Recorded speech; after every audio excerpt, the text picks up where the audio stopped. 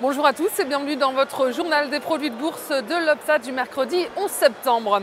Net hausse à Paris, le CAC 40 prend 1,86% à 4116 points. Il termine proche de ses plus hauts annuels.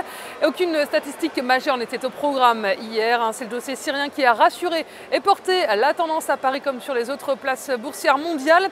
Et la bonne tenue de Wall Street a contribué à porter la place parisienne. Et les marchés ont salué également les bons chiffres en provenance de Chine. Et ce sont les valeurs cycliques sur la côte parisienne qui ont le plus profité de l'accalmie sur la Syrie, à l'image d'Air France KLM en hausse de 9,09% en fin de séance. Le constructeur Eiffage en revanche chute de 5,65% et bonne tenue des valeurs bancaires.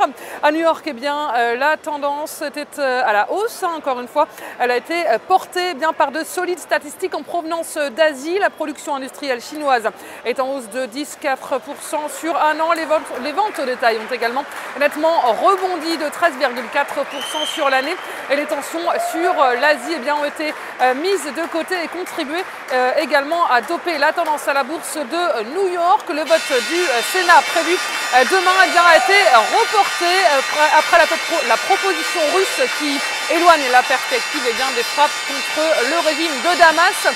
Et sur le front des valeurs sur la côte new-yorkaise, Apple a dévoilé hier à la presse l'iPhone 5C destiné au marché émergent. Il a aussi confirmé la sortie de l'iPhone 5S à modèle haut de gamme. Et le titre, la marque à la pomme, cède du terrain, moins de 36%. Les investisseurs s'inquiètent notamment de l'impact sur l'image du titre de la proposition d'un modèle d'entrée de gamme pour une marque qui est plus bien liée au haut de gamme. Et puis on a appris que Goldman Sachs, Visa et Nike intégreront l'indice Dow Jones le 23 septembre prochain en remplacement d'Alcoa, de Bank of America et de Hewlett Packard. Et Bank of America qui a d'ailleurs annoncé hier la suppression de plus de 2000 postes de son activité de prêt immobilier. Et la valeur du jour, c'est aujourd'hui le groupe bancaire Société Générale. Graphiquement, l'ouverture en trou de cotation haussier du 10 septembre permet au titre de s'affranchir de la résistance à 36 € et de marquer de nouveaux plus hauts annuels. Il dépasse par ailleurs sa bande haute de Bollinger et de son côté, le RSI est positivement orienté au-dessus de sa ligne de signal sans être en territoire de surachat. Et ces éléments militent pour la mise en place d'une nouvelle phase de hausse avec les 42 € comme première cible. Le dépassement de ce niveau amènera le titre sur les 48 € et seule une clôture en dessous de 32,24 € invalidera ce scénario haussier.